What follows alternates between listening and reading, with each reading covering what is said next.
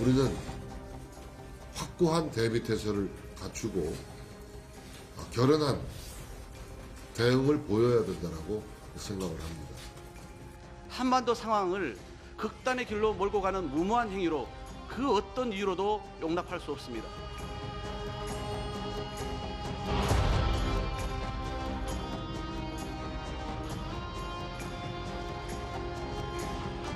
It remains the case that we are concerned about the potential for further provocations, including an up to a seventh nuclear test.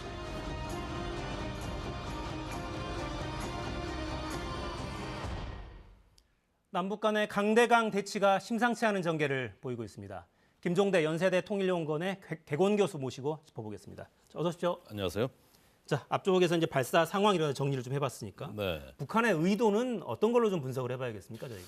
예, 일단 직접적인 의도는 그 한미 연합 훈련에 대한 어떤 뭔가 반응을 보여야 된다는 데서 나왔죠. 이번에 한미 전투기 240대면은 굉장히 규모가 크고 전 세계에 이렇게 연합 공중 훈련을 크게 하는 경우는 거의 없거든요. 네.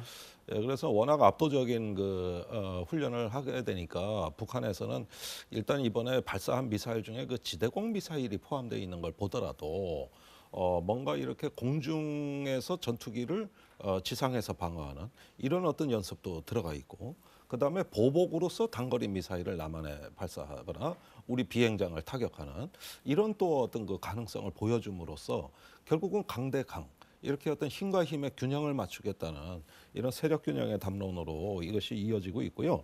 이것은 어떤 직접적인 거지만은 조금 큰 판에서 보면은 오늘 발사했다가 실패한 화성 17형 그 대륙간 탄도탄 ICBM의 경우에는 앞으로 이번을 기회로 해가지고 조금 전략적인 큰 판을 짜겠다.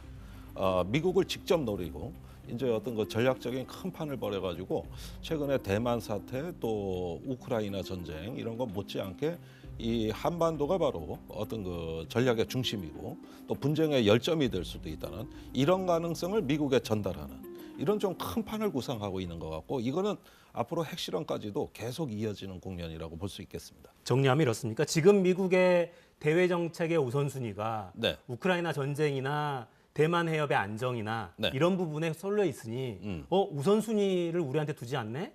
그렇게 하면 안 된다. 네. 하고 이제 시위하는 거다. 이렇게 보신다는 거군요. 예, 역시 뭐 이목 끓기, 몸값 높이기 이렇게 함으로써 추후에 있을지도 모르는 핵 군축 협상에서 유리한 국면을 지금 조성해 놓겠다는 이런 다각적인 전략 포석입니다. 7차 핵실험은 가능성이 높다고 보십니까? 이거 뭐 연초부터 하도 곧 임박했다는 이야기 계속 들어와서 네, 양치기 소년같이 됐죠. 그렇지만은 당장 내일 해도 이상할 거는 없습니다. 이제 북한의 전략적 공세가 지금 계속 절정을 향해서 치닫고 있기 때문에 조만간에 해도 하등에 이상할 것이 없다. 그러나 이제 나흘 정도 남은 미국의 중간 선거 전에 할까는 조금 의문이 있어요. 네. 예, 굳이 그 시간표 일정표엔 구애되지 말고 앞으로 주변 정세를 보면서 중요한 시기에 결단을 내리는 이런 어떤 그 시간표, 북한의 시간표가 있지 않은가 하는 생각이 듭니다. 하긴 그간의 흐름을 보면 꼭 우리가 예측하던 시기에는 움직이지 않고 꼭 네. 혀를 찌르는 식으로 하니까요. 네, 그렇습니다. 근데 만약에 핵실험을 한다면 그 목적이 뭘까도 궁금합니다. 왜냐하면 네, 북한이 그동안 핵무력을 완성했다고 이미 선언을 했고 네. 뭐 핵탄두를 소형화하고 경량화하고 다종화하고 이걸 다 완성했다고까지 이야기를 했잖아요. 네. 전술핵 운용 부대까지 만들었다고 했고 네. 이 단계에서 핵실험은 왜 하는 겁니까? 그럼? 근데 그건 다분히 당위적 선언이지 아직까지 북한의 핵미사일이 신뢰성이 있느냐 이 부분은 여전히 의문이에요. 예컨대 그 대기권의 재진입 기술 네. 이걸 리엔트리라고 하는데 이런 기술은 우리한테 보여준 적이 없거든요. 또 전술핵 무기가 이제 나중에 개발됐기 때문에 이거는 소형 핵실험을 통해 가지고 소형의 그 탄두가 제대로 폭발하는지를 테스트를 해봐야 되는 것이죠. 그런 점에서 그 7차 핵실험의 의미는 제가 보기에는 앞으로 위력이 강한 뭐 증폭 핵분열탄, 뭐 수소탄 이런 종류의 그 핵실험이라기보다는 소형 핵무기를 자유자재로 쓸 수 있는 조금 더 어떤 그 작은 규모의 핵실험이 예상이 된다고 할 수 있겠습니다. 최근에 단거리 미사일을 계속 쏘는 이유가 뭐겠습니까? 이 미사일에도 핵탄두를 탑재할 수 있다. 그래서 그 뭐 이스칸데르라든가 어떤 전술 지대지 미사일이라든가 이런 것들을 많이 보여주고 있어요. 그렇다면은 여전히 신뢰성 있는 소형 핵탄두가 필요합니다. 북한 입장에서 이것을 이제 완성하기 위한 지금 과정에 있다. 이렇게 보시는 게 합리적이겠습니다. 미국 입장에서 보면 ICBM을 쏘는 게 굉장히 미국의 입장에서는 중요한 전략적인 위협이겠지만 네. 우리 입장에서 보면 단거리 미사일, 거기에 실을 수 있는 소형화된 핵탄두, 네. 이게 직접적인 더 위협이니까 예, 그렇습니다. 그 부분을 좀 예. 더 관심 있게 봐야겠습니다. 그래서 김정은 뭐 위원장이 누차 강조했던 게 핵무기의 전술 무기화. 예, 그래서 이제 실전에 사용할 가능성이 아주 높은, 또 실전에 이제 본인이 사용하겠다고 의지를 내비친 이런 소형 핵무기가 오히려 지금은 개발 단계에서 더 강조되고 있는 것 같아요. 네. 자, 9.19 군사합의 이 사실상 이쯤 되면 양쪽에서 다 무력화시켜 나가는 흐름 같기도 하고 네, 북한에서 먼저 미사일을 발사하니까 우리도 공대지 미사일 발사했어요. 예. 어떻게 되는 겁니까? 네, 9.19 군사합의를 위반했다고 하는 것과 파기한다고 하는 건 전혀 차원이 다릅니다. 네. 우리가 뭐 정전협정 뭐 수없이 위반하는 사례를 봤지만 그렇다고 정전협정이 폐지되느냐, 파기되느냐 이런 건 또 아니란 말이죠.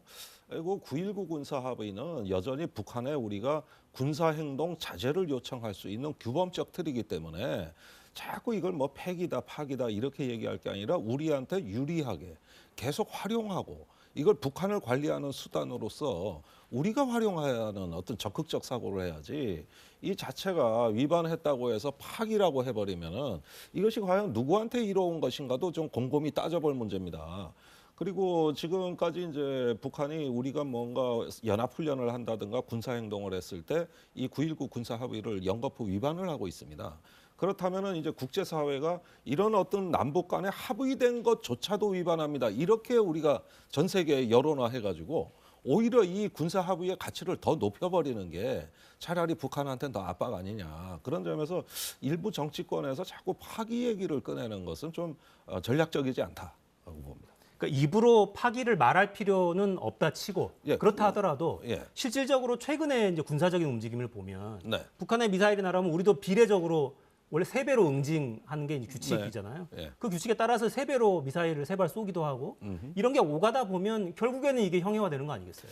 그러니까 우리가 이제 비례성의 원칙과 충분성의 원칙이 있습니다. 교정 규칙에 나와 있죠. 그래서 한 발이 NLL 이남으로 가니까 우리는 3발을 쏜다. 이게 충분하게 응징을 한다는 거거든요. 근데 이렇게 하다 보면은 공희 위반이 되는 것이죠. 그러니까 이런 점에서 무력화되고 백지화되고 여러 가지 어떤 그 훼손되는 이 합의의 가치를 갖다가 우리가 조금 유감스럽게는 보고 있습니다만은 그러나 우리 정부가 방향은 제대로 잡았어요. 이거 뭐 우리가 먼저 파기 얘기는 안 하겠다고 이미 발표를 해놓은 상황이고 네. 단지 이게 당정 간에 손발이 안 맞아서 자꾸 국민의힘에서 그 당권 주자들이 파기 얘기를 하는데 좀 정부 정책을 제대로 보셨으면 좋겠다. 네. 조언을 드립니다. 자, 근데 한편으로는 또 이런 걱정들도 하십니다. 그 우리군 유도탄 사격대회에서 사고가 있었어요. 네. 패트리엇 미사일은 레이더 오류가 발견되면서 사격이 취소됐고 네. 그러니까 한 발만 쏘고 한 발은 취소가 됐습니다. 그리고 천궁은 신호불량으로 자폭 처리가 됐어요. 네. 그러니까 지난번에도 왜 대응 사격하려다가 예, 현무 미사일. 그렇죠. 그때 예. 낙탄 사고가 한번 강릉에서 있었고 그렇습니다. 우리 대응 체계는 괜찮은 겁니까? 근데 저는 정군의 전비태세 검열을 좀 이번 기회에 대대적으로 해봤으면 좋겠어요. 우리 지금 군사 자산이 무기 체계 종류만 700종이 넘습니다. 네. 그런데 굉장히 사들이기만 했지 제대로 써먹느냐 이런 부분에 우리가 전군 차원에서 한번 제대로 점검해봤는가 의문이고요. 이 천궁 미사일은 그동안 수출까지 얘기되던 또 아랍에미레이트에는 실제로 수출 계약까지 체결된 무기입니다. 네. 근데 왜 이런 허점을 우리 스스로 드러내는지 저는 이해할 수가 없고 또 우리 무기 체계 개발에서 보면은 시험 평가 단계를 굉장히 기간도 짧고 예산도 빈약하게 함으로써 이제 막상 야전에 나가면 결함이 그때 가서 발견이 되는 구조예요. 미국 무기가 왜 신뢰성이 높습니까? 시험 평가를 길게 하기 때문이거든요. 그러니까 이런 무기 개발의 시스템도 제가 보기엔 졸속이다. 그리고 또 이번에 패트리엇 미사일 같은 경우 실패한 이유는 이 요격 미사일이 날아가는데 그냥 날아가는 게 아니라 지상 레이더하고 교신을 하면서 날아가는 겁니다. 네. 여기서 제공한 표적을 미사일이 알아채고 그 표적을 향해 가는 건데 이 교신에 문제가 있는 거거든요. 근데 이런 추적 미사일의 경우에는 주로 극초단파, 이런 어떤 그 단파의 전파를 쓰기 때문에 이럴 때 어떤 교신에 특별한 기술이 필요하고 그런 통신의 프로토콜이라든가 이런 어떤 정보 기술에 많은 뒷받침이 돼야 되는데 이 역시 뭐 이건 미국에서 도입한 문제지만은 운영 과정에 결함이 드러났다. 저번에 현무 미사일 낙탄 사고까지 보면은 저는 이 부실의 깊이가 어디까지인지 좀 사실은 두렵습니다. 이게 진짜 우리가 제대로 우리 군의 실상을 알고 있는가 이 점에는 상당히 문제가 많은데 역설적으로 미국에서 나오는 분석 보고서는 북한 미사일의 신뢰성은 높다는 거예요. 아유, 그러면 안 되는데요. 근데 여권에서는 그런 비판도 하잖아요. 문재인 정권에서 이거 북한 눈치 보느라고 군 사격 훈련도 제대로 안 하고 실사격 훈련도 안 하고 그래서 지금 문제가 나타나는 거 아니냐 그런 논리 제기하는데 그건 어떻게 생각하십니까? 군 실탄 사격 훈련 정말 많이 했습니다. 제일 많이 한 정부가 문재인 정부고 현무 미사일 시험을 어느 정부에서 제일 많이 했죠? 문재인 정부입니다. 우리는 항상 북한이 뭐 미사일 시험하면 크게 뉴스로 부각이 되지만 우리는 그거보다 훨씬 더 많이 해도 거의 뉴스에 안 나가요. 비공개로 하니까. 예, 그래서 이런 것도 조금 균형 있고 객관적으로 사실 그대로 보았으면 좋겠다는 거고 저는 그것보다는 군이 일단은 무기를 제대로 써먹는 것보다는 무기를 도입하고 보자는 실적주의의 원인이 있다고 봐요. 자꾸 뭘 사들이면 전력이 높아지는 것 같거든요. 국민들한테 이제 과시도 할 수 있고 지휘관한테는 업적도 되거든요. 이런 업적주의, 실적주의 사고를 조금 더 내실형으로 이제는 발상을 바꿀 때다. 네. 우리 군의 오래된 병폐라고 저는 봅니다. 네. 전군의 전비태세 검열도 필요하지 않느냐 네. 이런 제안도 해주셨습니다. 자, 김종대 교수였습니다. 감사합니다. 감사합니다. 네, 저는 내일 돌아오겠습니다. 4시엔 사사건건.